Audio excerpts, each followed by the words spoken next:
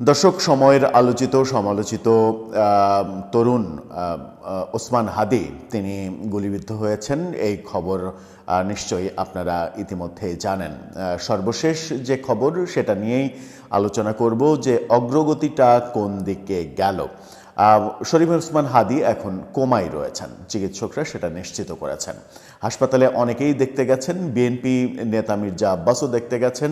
এরকম পরিস্থিতি, পুলিশ বিভিন্ন ধরনের সিসিটিভি ফুটেজ এরই মাঝে জোগাড় করতে পেরেছে, গণমাধ্যম সেগুলো প্রকাশ করতে শুরু করেছে। সরকারের তরফ থেকে আশঙ্কা প্রকাশ করা হয়েছে, উদ্বেগ প্রকাশ করা হয়েছে এবং যারা জড়িত তাদের দ্রুত গ্রেপ্তারের জন্য বলা হয়েছে। অনেক কিছুই হচ্ছে, কিন্তু নির্বাচনের তফসিল ঘোষণার পরের দিনই একজন সম্ভাব্য প্রার্থীর এই গুলিবিদ্ধ হওয়া কি ইঙ্গিত দেয়? আগামী নির্বাচনটা কি সুন্দর পরিবেশে আদৌ হতে পারবে? সেই শঙ্কা কি আমাদের মনের মধ্যে একটা বড় ভীতি তৈরি করলো না? বড় ধরনের প্রশ্ন তৈরি করলো না? সেই প্রশ্নেরই সমাধান খোঁজার চেষ্টা করব হাদির আজকের গুলিবিদ্ধ হওয়া এবং পরবর্তী নানা ঘটনা বিশ্লেষণ করে। থাকবেন পলিটিক্স টিভির নিয়মিত আয়োজনে।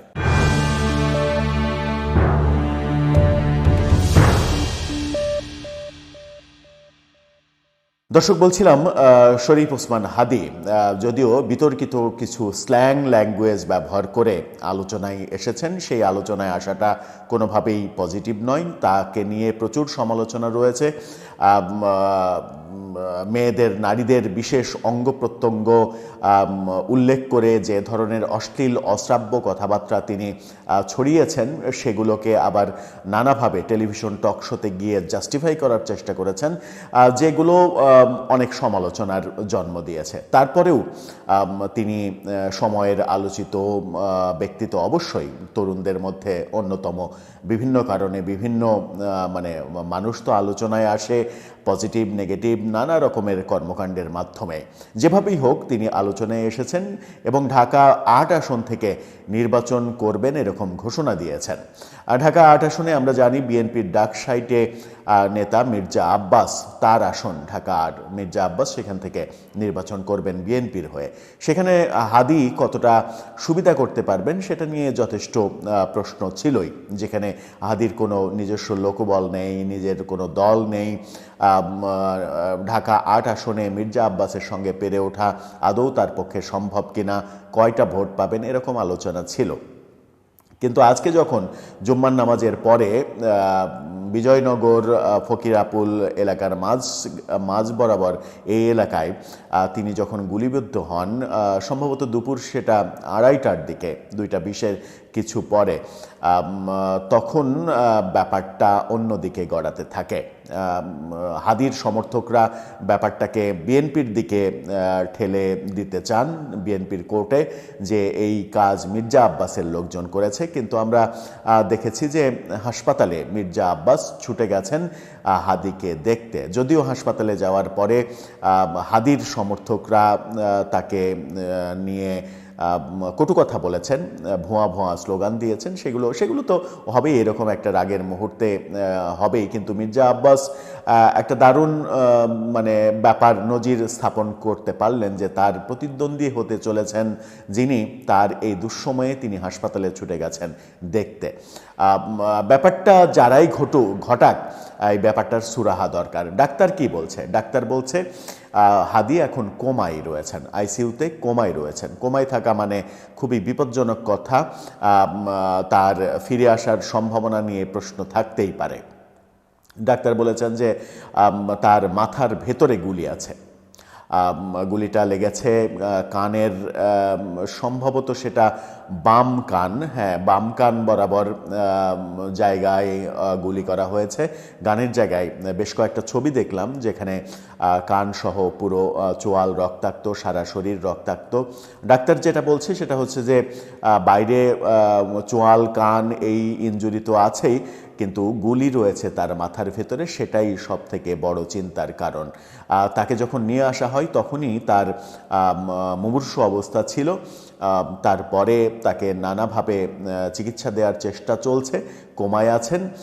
এখন কতক্ষণ কোমায় থাকবেন, তার মাথার ভেতরের গুলি বের করার মতো অপারেশন করার শারীরিক কন্ডিশন ফিরে আসবে কখন নাগাদ, কিংবা আদৌ ফিরে আসবে কিনা, সেই ব্যাপারগুলো ডাক্তারি ভাষা, সেগুলো ডাক্তার ভালো বুঝবেন। আমাদের প্রত্যাশা যে তিনি দ্রুত সুস্থ হয়ে ফিরে আসুন। এদিকে সরকার থেকে উদ্বেগ প্রকাশ করা হয়েছে। সরকার প্রধান উপদেষ্টার ফেসবুক পেজ থেকে একটা লেখা দেয়া হয়েছে। এ ব্যাপারে প্রধান উপদেষ্টার নির্দেশ জারি করা হয়েছে হামলাকারীদের দ্রুত আইনে আনার জন্য, সেটা দেখে নিতে পারেন। সেখানে এটাকে দুঃখজনক এবং নির্বাচনের তফসিল ঘোষণার পরে এটা কোনোভাবেই কাম্য নয়। নির্বাচনের প্রত্যেক প্রার্থীর মানে নিরাপত্তা বিধান করা এটা সরকারের দায়িত্ব, এই ধরনের কথাবার্তা লেখা হয়েছে। কিন্তু নিরাপত্তা বিধান সরকার করতে পারছে কই?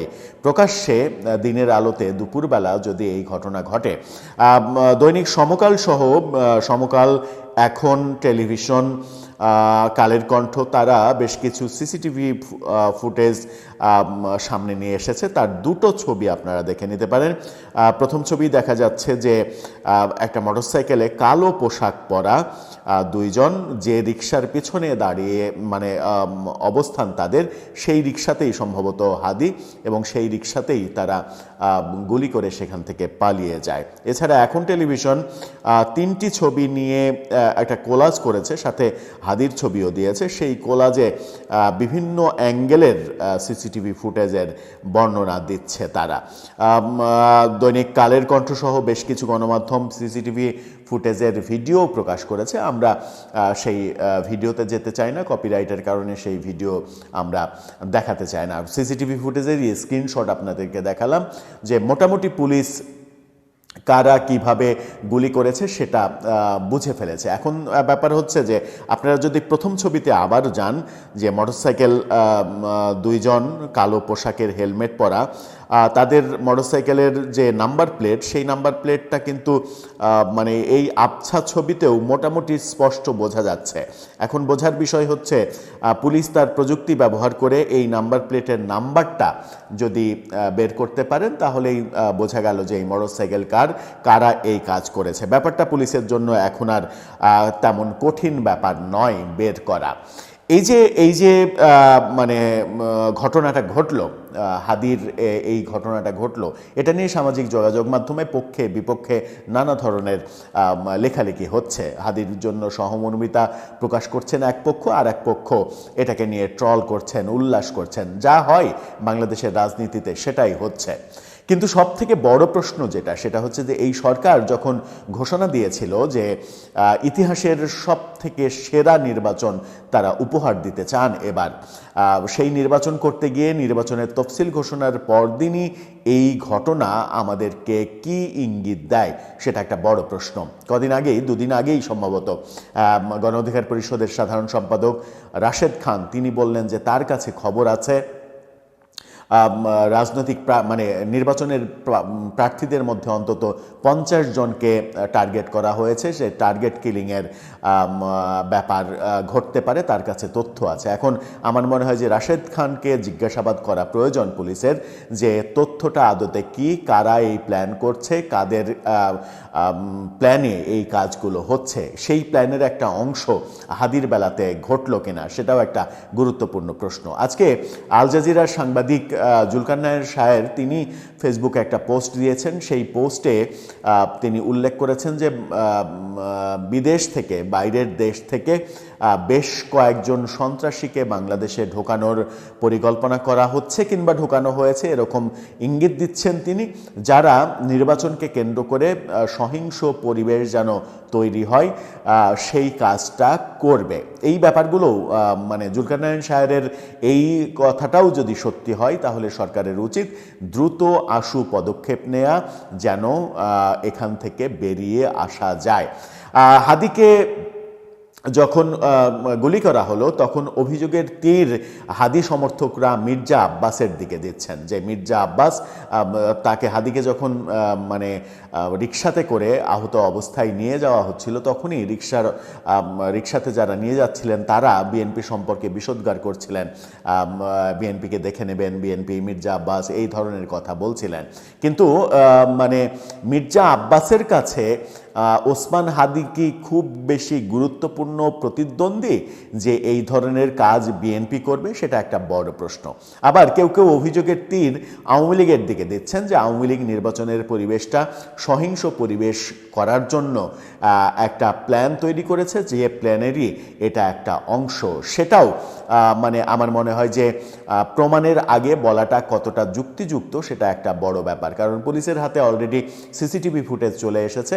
পুলিশের কাছে এখন ব্যাপারটা খুবই সহজ হয়ে গেছে যে এই ঘটনা কারা ঘটিয়েছে।